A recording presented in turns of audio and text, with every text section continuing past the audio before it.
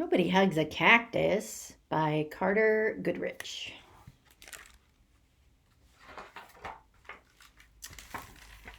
Hank lived in a pot. The pot sat in a window. The window looked out at the empty desert. It was hot, dry, peaceful, and quiet, just the way Hank liked it.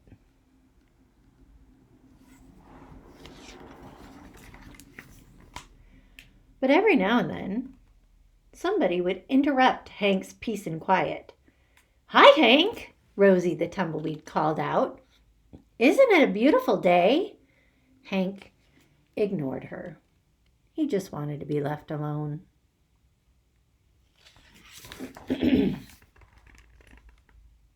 "Okay, so long," said Rosie cheerfully as she tumbled away. Hank was happy again.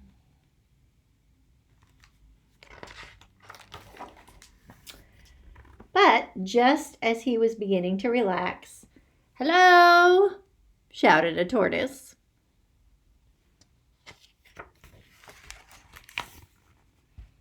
"Private property!" yelled Hank. "Keep out!"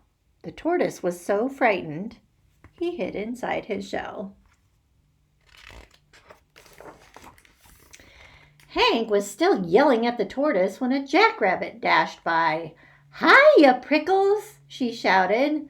"My name isn't Prickles," Hank yelled back, "and stay out of my yard."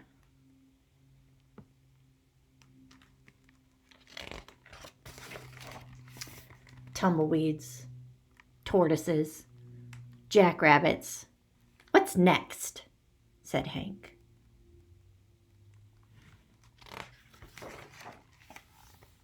A coyote came loping by. "No dogs allowed," Hank yelled. "I'm not a dog," said the coyote, "and you are as prickly on the inside as you are on the outside." Before Hank could yell back at the coyote, a cowboy strode past. "Keep off the grass!" shouted Hank. "What grass?" said the cowboy. "Seems to me somebody needs a hug. Too bad nobody hugs a cactus." "Hi," said a lizard. "Who invited you?" said Hank. "And just in case you're wondering, I don't want a hug." "Well, that's good," said the lizard, "because I don't want to give you one." Then he skittered away.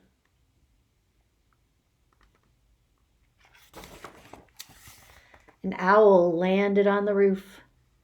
"If you're looking for a hug," said Hank, "well, I guess I could give you one." "Who, me?" said the owl. "You must be joking." And for the first time, Hank began to feel a little lonely.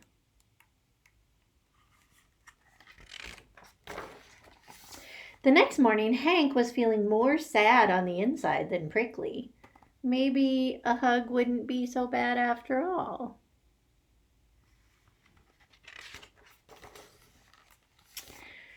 The wind began to pick up. An old cup blew by and stuck to Hank's face. His arms were too short to get it off. "Great," said Hank. After a while, Rosie came bouncing by. "I'll get it off you, Hank," she shouted, and she jumped up to knock the cup off Hank's face. Then she tumbled away.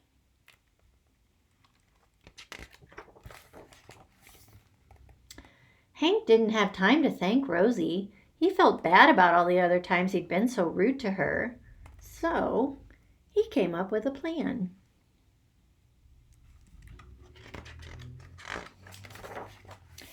Hank decided to grow the best flower he could and then give it to Rosie as a thank you gift.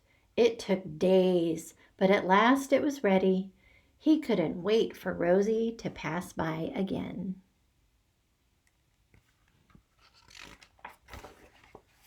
When at last she finally did come bouncing back, Hank held out the flower. "Look, Rosie," he said. "I grew it just for you." Rosie was so surprised she jumped up and gave Hank a great big hug. It felt so nice. Hank didn't want to let go. And as things turned out, he couldn't. Rosie and Hank had become stuck together.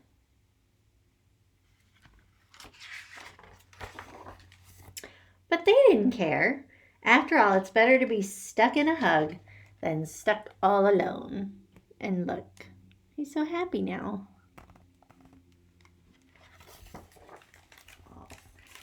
The end.